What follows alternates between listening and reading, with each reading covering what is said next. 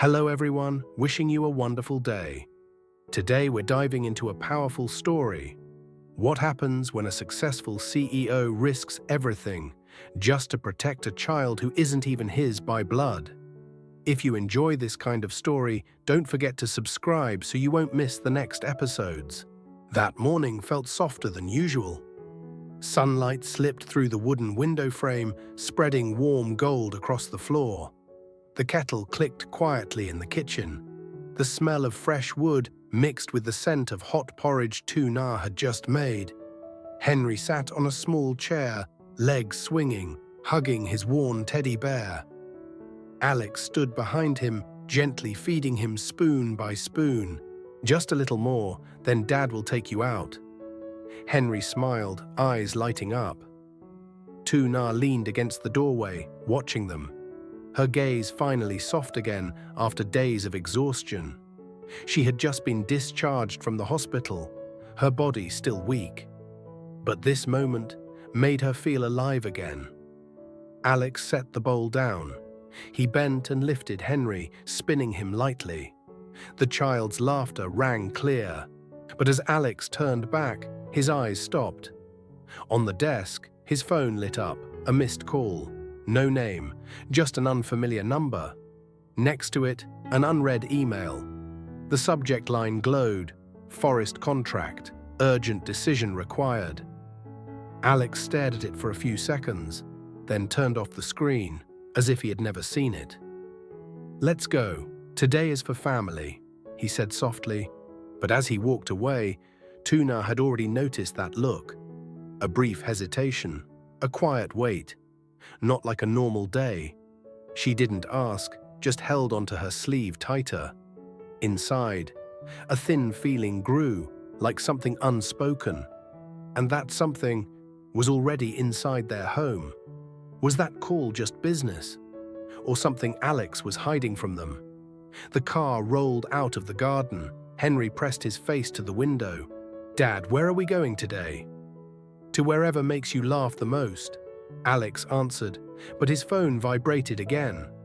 The second time, he didn't answer. Somewhere else. A meeting was waiting. A 100-hectare forest deal. The biggest contract of the year. International partners had already arrived. They needed an answer today. If Alex didn't show up, the project would go to another company. A competitor was already prepared. One mistake could collapse the supply chain, the factory, the future expansion. Inside the car, Tu Na glanced at him. "You really don't have to go?" Alex stayed silent for a moment. He looked ahead. Sunlight hit the windshield, slightly blinding. "There are days I can't choose work." His voice was low, but the phone vibrated again. The third time. This time, Tu Na saw clearly. The sender, "Mr. Lan, urgent."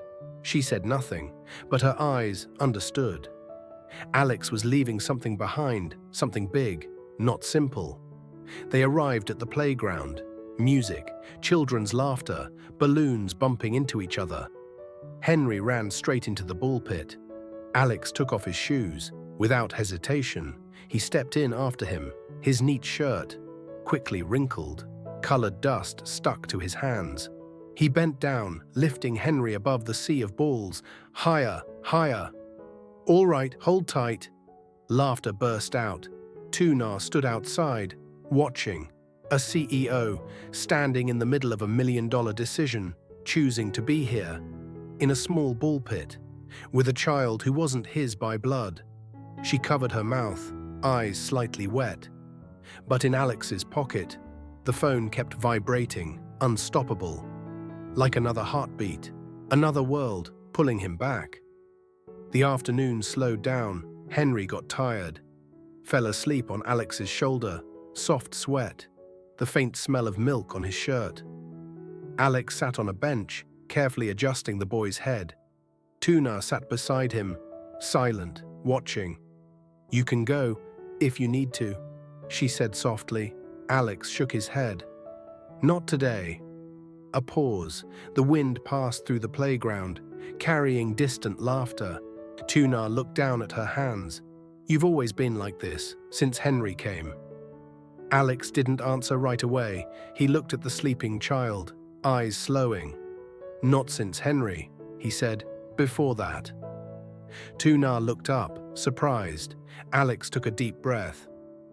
"The first day I met him was the day I realized there are things you're not allowed to miss." His voice was low, measured, like remembering something deeper. The phone vibrated again. This time, he took it out, looked at the screen. A short message. "If you don't sign today, the deal is gone." Alex stared for a long time. Then, he turned it off, put it back in his pocket, said nothing more. Just stood up, carried Henry. "Let's go home." Tu Na didn't ask anymore, but she knew. Something had just been cut away, something that wouldn't come back. And this choice might cost Alex everything he has built.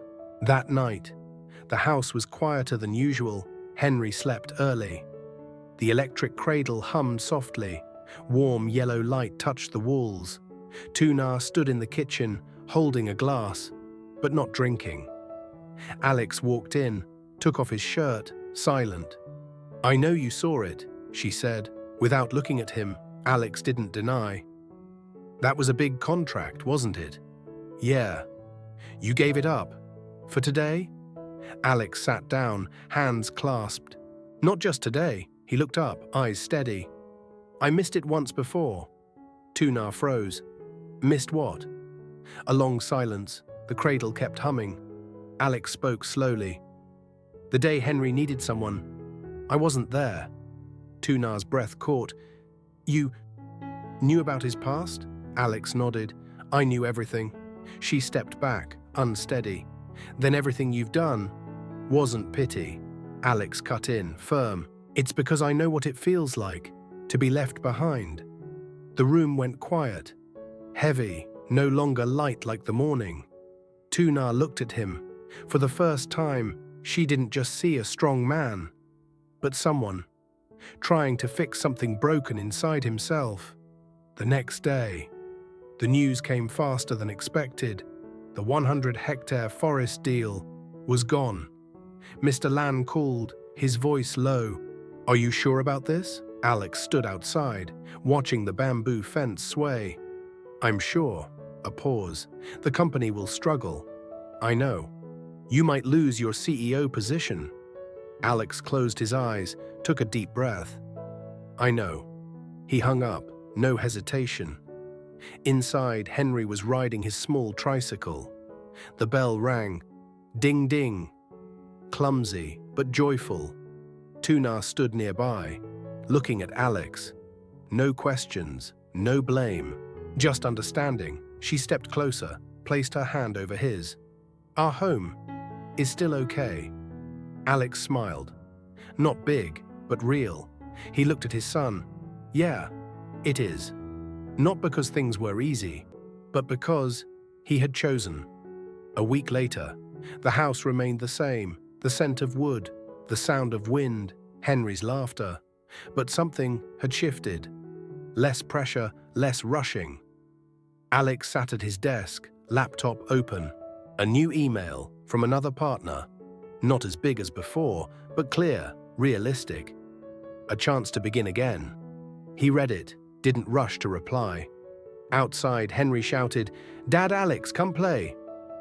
Alex stood up, without overthinking. Tu Na watched him, smiling. Sunlight spread across the garden, soft, warm enough. Alex walked out, sat beside his son. In that moment, he wasn't a CEO, just a father. A man, learning how to keep what truly matters. But in the distance, a strange car stopped at the gate. The door opened. A man stepped out, carrying a briefcase. His eyes, not friendly.